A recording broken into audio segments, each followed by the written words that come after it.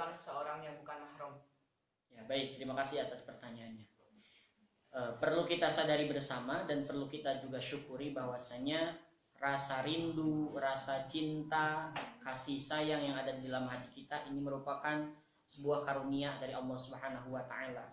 Dan ini juga sebagai penanda bahwasanya ketika kita merindukan, ketika kita mencintai, ketika kita menyayangi, mengasihi, berarti kita ini memiliki kondisi kejiwaan yang normal. Karena tidaklah normal ketika ada seseorang yang tidak ada cinta di dalam hatinya.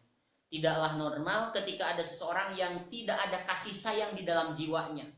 Yang ada hanya kebencian-kebencian, setiap orang dia benci. Maka ketika ada seseorang seperti itu berarti tidak normal. Kalaupun tidak terlalu, mungkin dia tidak terlalu normal seperti itu. Maka ketika kita mencintai, ketika kita merindukan, ketika kita menyayangi, mengasihi seseorang atau siapapun itu orangnya, maka bersyukurlah karena ini adalah anugerah dari Allah Subhanahu wa taala. Kemudian pertanyaan berikutnya, ini pertanyaan yang luar biasa karena sering dialami apalagi oleh anak-anak muda yang nikah belum mampu, tapi rasa cinta sudah tidak bisa dipendam lagi, gitu ya. Rasa rindu sudah tidak bisa ditawar lagi, tidak lagi bisa menemukan obat penawar rindu. Maka pertanyaannya seperti yang diungkapkan tadi, bagaimana hukumnya ketika kita merindukan seseorang yang bukan mahram, gitu ya? Seseorang yang bukan mahram otomatis kan belum halal karena bukan apa?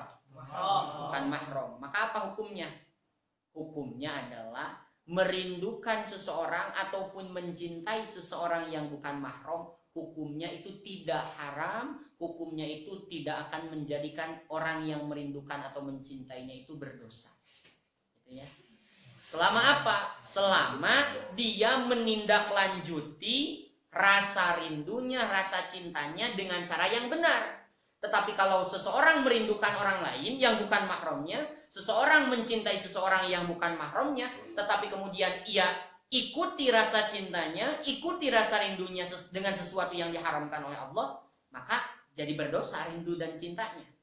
Karena apa? Karena diikuti dengan sesuatu yang diharamkan. Misalnya, kita mencintai seseorang, merindukan seseorang, karena kita rindu, karena kita cinta. Misalnya, supaya bisa melepaskan rasa rindu, kita teleponan, lalu kemudian teleponannya juga dengan menggunakan syahwat dan lain sebagainya, gitu ya. Karena kita rindu, karena kita sangat mencintainya, karena saking besarnya rasa rindu yang ada di dalam hati kita, misalnya karena berjauhan kita menyengaja melakukan sebuah pertemuan, baik pertemuannya makan siang, makan malam, atau makan apapun terserah, gitu ya.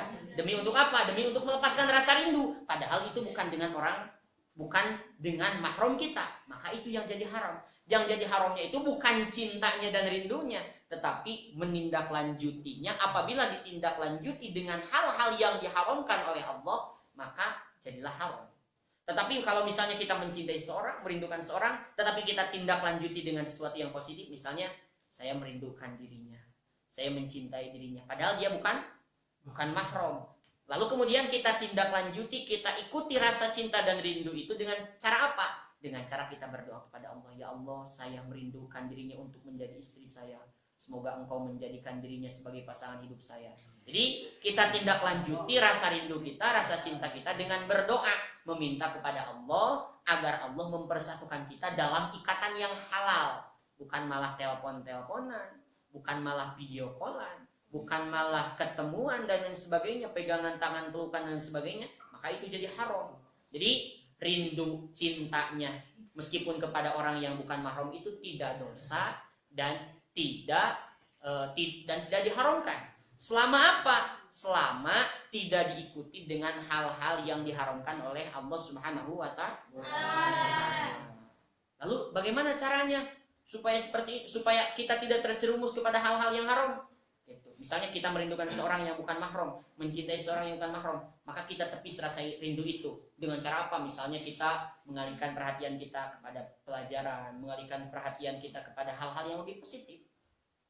Atau yang tadi kita sampaikan kerinduan kita sampaikan rasa cinta kita dalam apa? Dalam untayan-untayan doa di sepertiga malam kita panjatkan kepada Allah Subhanahu wa taala supaya Allah menjadikan dia sebagai pasangan hidup kita. Itu caranya. Amin. Ya. Jadi seperti itu. Jadi merindukan, mencintai seseorang yang bukan mahram itu tidak haram dan tidak dosa, selama tidak ditindaklanjuti atau tidak diikuti dengan hal-hal yang diharamkan oleh Allah Subhanahu wa Ta'ala.